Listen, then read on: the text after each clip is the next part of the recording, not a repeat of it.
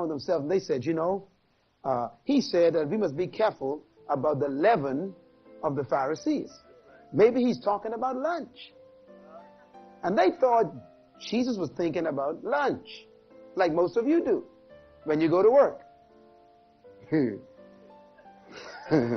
People go to work at 9 o'clock and dream of lunchtime. They can't wait for the break. And when they come back from lunch, they dream of 5 o'clock. Why? Because they're not doing what they were born to do. They can't wait to get away from it.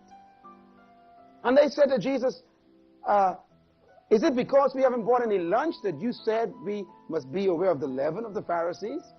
And Jesus said something to them that I believe should change your life. He said, friends, why do you worry about lunch? Always thinking about food, you humans. He said, my meat is to do the will and the purpose of my Father. Until you find something more important than food, you haven't found your purpose yet. When a person has discovered their purpose, a passion rises up inside of them that keeps them away from even food. They don't even take vacations. You got to beg them to rest because they got a passion for living. When a person has found their purpose, they are strange. They have no working hours. Only people with jobs got working hours. People with purpose have no working hours. Then there's no punch clock for them. They go to work just when they wake up, and they stay to work until they fall down dead. I'm talking about it. I'm talking about one of them right here. And if you check all the great people of history, that's the way they live. I mean, Paul, what a man. The guy preached all night until the guy fell out of the window and died. Paul went downstairs, healed the guy, raised him from the dead, put him back in the window, and kept on preaching. That's what I call passion. Passion. I saw Peter, a fisherman, who was bored on his job until he discovered his purpose. And when he discovered his purpose, they couldn't stop him. As a matter of fact, when he discovered his purpose, Peter told the Sanhedrin council, they said, we are going to cut your head off if you keep preaching. Peter says, well, I got a choice to make. He says, no, you got a choice to make. If you cut my head off, I'll preach. If you leave it on, I'll preach. What are you going to do? So they whipped him and put him in prison. What he did, he preached.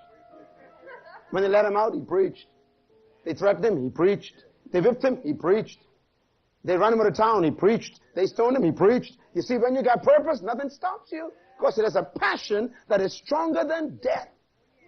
The same Peter who was afraid at the resurrection became an invincible man when he received a revelation of who he was born to be. Give the Lord a hand for passion. You and I, we must discover something that makes us have a reason for living beyond death.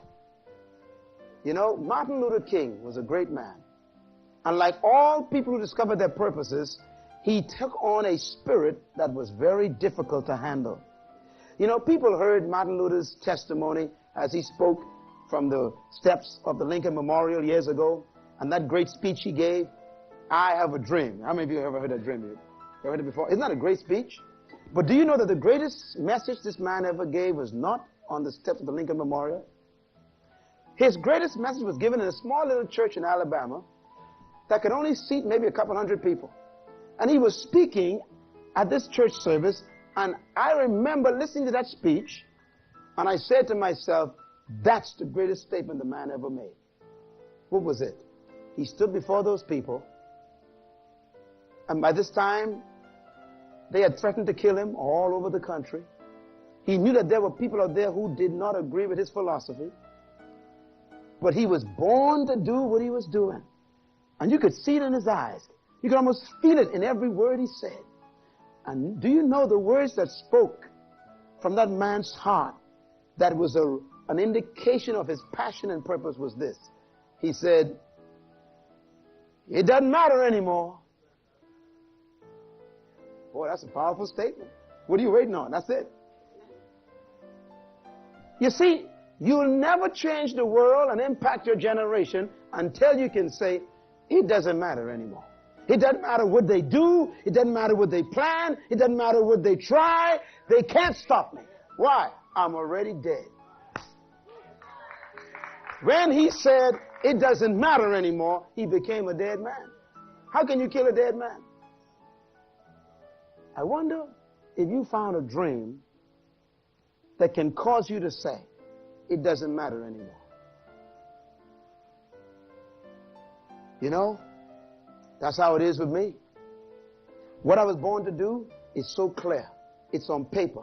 I got it all written down. I got my life in detail on paper for the next 50 years. That means about 95 years old, I should be around finishing everything. And do you know, that makes me very dangerous. Because it means your opinions are too late. If you threaten to kill me, you might as well shoot now. If you want to stop me, you might as well get all the armor you can.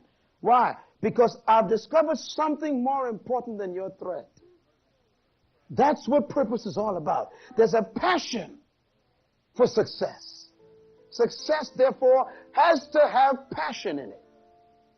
If you could stop doing what you're doing and still be happy, you don't have any passion for what you're doing.